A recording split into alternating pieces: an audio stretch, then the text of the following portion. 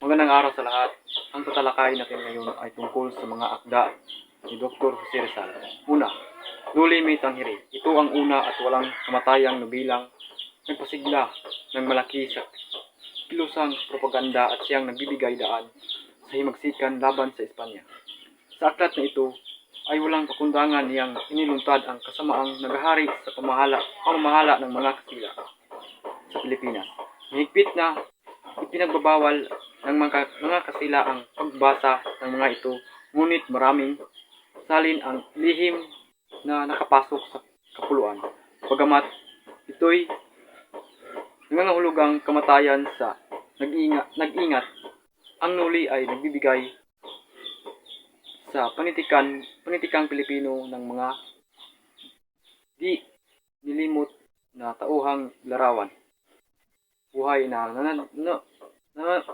mananatili sa isip ng mga bumabasa gaya nina Maria Clara, Juan Crisostomo Ibarra, Elias Sisa, Pilosopong Tasio, Dunya Victoria, Kapitana Maria Basilio at Crispin.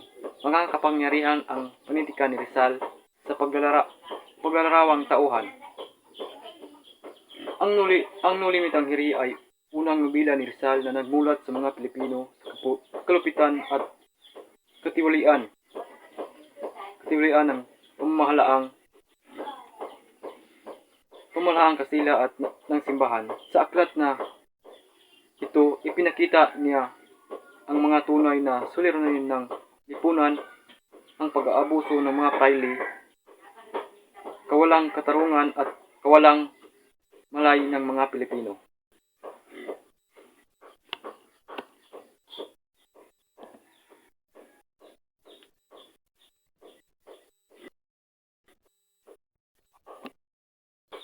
Pangalawa, El Fulgus Turismo. Ito ang karugtong ng No Limit ang Hiri. Dito ay naging Simeon na si Ibarra, isang mapangganting tao na gustong papagsakin ang bulok na pamahalaan. Ang pili ay mas madilim na at seryosong akda na tumatalakay sa katiwalian, kasakiman at kawalan ng katarungan sa lipunan at simbahan.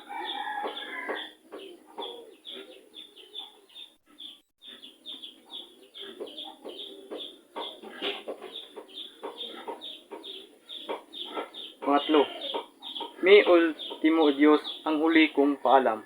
Ito ay tulang isinulat ni Rizal noong siya ay nakulong sa Port Santiago bago siya barilin sa Bagong Bayan.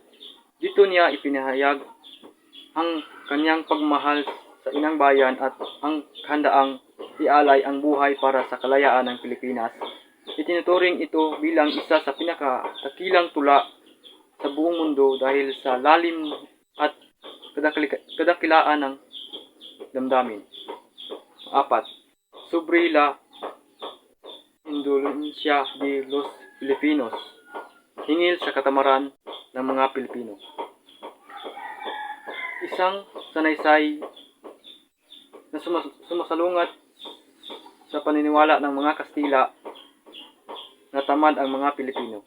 Ipinaliwanag ni Rizal na ang katamaran ay bunga ng kolonyalisasyon, maling edukasyon at kawalan ng oportunidad sa sariling bayan. Layunin niyang ipakita na hindi likas na tamad ang mga Pilipino, kundi biktima ng paniil na sistema. 5. Pilipinas dentro de 100 años. Ang Pilipinas sa loob ng 100 taon. Isang propesiyang sanaysay na inilahala sa La Solidaridad.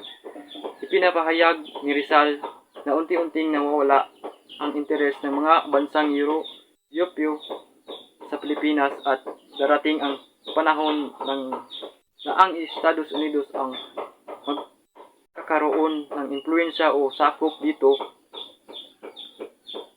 Isang pahayag na nangyari nga matapos ang ilang taon. 6. ala Juventud Filipina sa Kabataang Pilipino. Isang tula na isinulat ni Rizal noong siya ay mag-aaral sa Universidad ng Santo Tomas. Dito ay hinimok niya ang kabataang Pilipino na magsikap gamitin ang talino at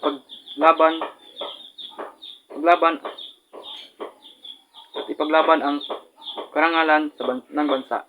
Isa ito sa mga unang akdang nagbibigay diin sa kabataan bilang pag-asa ng bayan. Ang 7. El Consejo de los Dioses, ang kapulungan ng mga bathala.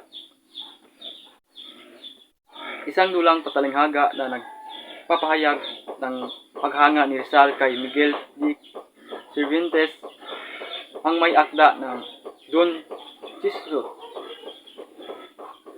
Ginamit niya ang mga Diyos at Diyosa sa mitolohiyang Griego upang ilarawan ang karunungan at sining sa panitikan. 5. Hanto al Pasig, sa tabi ng Pasig. Isang dula na isinulat ni Rizal noong siya ay 14 na taong gulang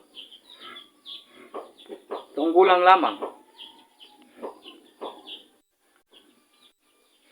Ang akda ay may timang relihiyoso at makabayani, nagpapakita ng tunggalian sa pagitan ng kabutihan at kasamaan. Ipinapakita rin nito ang pagmamahal ni Rizal sa Diyos at sa bayan mula pa sa kanyang kabataan. Ang 9. Mipidin versus hinilingan nila ako ng mga tula. At alas flores de Heidelberg, sa mga bulaklak ng Heidelberg. 2 tula na ng nilay na isinulat niya noong nasa Europa. Ipinahayag niya rito ang kanyang pangungulila sa bayan, pagmamahal sa inang Pilipinas at paghangang damdamin sa kagandahan ng kalikasan. Mga tula ng malalim na damdamin at pagkamakabayan. 10. Notas a la obra Sucesos de las Islas Filipinas por el Dr. Antonio de Morga. Mga tala sa akdang mga pangyayari sa Pilipinas ni Dr. Antonio de Morga. 1889. Sinuri at binigyan ng paliwanag ni Rizal ang akda ni Dr. Morga upang ipakita na may mataas na antas ang kabiasnan ang mga Pilipino bago pa man dumating ang mga Kastila. Isa ito sa mga pinakamahalagang gawaing makabayan ni Rizal bilang scholar at historiador. 11. P. Jacinto Memorias de un Estudiante de Manila. Mga gunita ng isang estudyante sa Manila noong 1882. Isang tala o diary na isinulat niya sa ilalim ng sagisag panulat na P. Jacinto. Naglalaman ito ng kanyang karanasan, damdamin at pagmuni-muni noong siya ay nag-aaral sa Manila. 12. Diario de Viaje de Norte America. Tala-arawan ng paglalakbay sa Hilagang Amerika, isang travel diary ni Rizal tungkol sa kanyang paglalakbay sa Estados Unidos at iba pang bahagi ng Hilagang Amerika. Dito niya binigyang pansin ang kaunlarang disiplina at kalayaan ng mga Amerikano, mga bagay na kanyang inasam para sa Pilipinas. Dumako naman tayo kay Marcelo H. Del Pilar. Si Marcelo H. Del Pilar ay kilala sa kanyang mga sagisag sa panulat na Plaridel, Pudpud, Piping Dilat at Dolores Manapat. Siya ay isinilang sa Kupang San Nicolas, Bulacan noong ika-30 ng Agosto, 1850. Ang kanyang magulang na sina Julian H. Del Pilar, kilalang manunulat sa wikang Tagalog, at Ginang Biasa Gatmaitan. Kapatid niya ang paring si Padre Toribio H. Del Pilar na ipinatapon sa Marianas noong 1872. Marami silang magkapatid at dahil doon, ang ginawa ni Plaridel ay hindi tumanggap ng mana at nauukol sa kanya ay ibinigay sa kanyang mga kapatid. Si Plaridel ay nagsimula ng pag-aaral sa kolehiyo ni Ginang Flores at pagkatapos ay lumipat sa kolehiyo ng San Jose. Di nagtagal ay lumipat siya muli ng Universidad ng Santo Tomas. Ang kanyang pag-aaral ay huling kurso ng Derecho ay nagpatigil ng 8 taon dahil sa pagkakagalit nila ng kura sa pag-aanak sa binyag sa simbahan ng San Miguel noong 1869. Noong 1880 ay nakuha rin niyang matapos ang karunungan sa pagiging manananggol. Itinatag ni Plaridel ang pahayagang Diaryong Tagalog noong 1882 na pinanghalataan niya ng mga puna at pansin sa hindi mabuting pamamalakad ng pamamahalaang Kastila at dahil sa iba't ibang kasalanang ibinuhat sa kanya. Nabunga ng paghihiganti ng mga praile at upang maiwasan ang gagawing pagpapatapon sa kanya ay napilitang maglakbay sa Espanya noong 1888. Naging katulong niya si Padre Soriano Lactao sa paglalathala ng naiibang pasyon at katisismo na kababasahan ng masakit na biro sa mga praile. Ginawa rin nila ang dasalan at tuksuhan at ang kaigat kayo. Galing sa salitang igat na isang uri ng isdang ahas na nahuhuli sa politika. Solidaridad na naging tagapamansag ng mga banal na matihiin na pagkakaroon ng mga kaluwagan sa pamahalaan ng mga Pilipino. Ngunit hindi tumagal ng mahabang panahon at napatigil sila dahil sa pagkakaon niya ng karamdaman. Malubha na siya at hindi halos makakalakad ay natangka pa rin makarating ng Hong Kong upang doon man lamang ay mapakilos na niya ang kanyang kababayan. Ngunit nabigo siya sa tangka niyang ito. Sa sakit na pagkakatuyo ay namatay siya sa Espanya. Ngunit bago binawian ng buhay ay pinagbilin sa mga kasama na paratingin sa kanyang asawa at mga anak ay sumunod na tagubilin. Sabihin niyo sa aking pamilya, hindi ko napagpaalaman, ibalita ninyo sa kapalaran ng ating mga kababayan, ipagpatuloy ninyo ang pagtuklas ng ginawa at kagalingan ng ating bayan.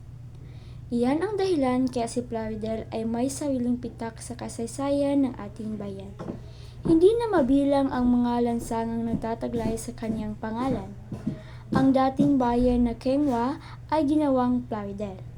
Ang mataas na paaralan sa Malolos ay Marcelo H. Del Pilar High School, ngunit higit sa lahat, mananatiling buhay habang panahon ang kanyang kagitnaan at pagkamamayan. Kagitingan at pagkamakabayan. May 3 akda si Marcelo H. Del Pilar. Una dito ay Pag-ibig sa Tinubuang Lupa, Salin sa Tulang Kastilang Amor Patrio ni Rizal na napatalathala noong Agosto 20, 1882 sa Diaryong Tagalog. Ikalawa naman ay Kaigat Kayo. Ito ay isang pabiro at patuyang tuligsa at tugon sa tuligsaan ni Padre Jose Rodriguez sa Nolin ni Rizal. Inithala sa Barcelona noong 1888, gumamit siya ng sagisag na Dolores Manapat sa akda niyang ito. At ang panghuli ay Dasalan at Tuksuhan, akdang hawig sa kontesismo subalit pagtuya laban sa mga praile na inilantad sa Barcelona. 1888, Dahil dito'y tinawag siyang pilibustero, kahanga-hanga ang himig na panunuya at ang kahusayan ng pananagalok.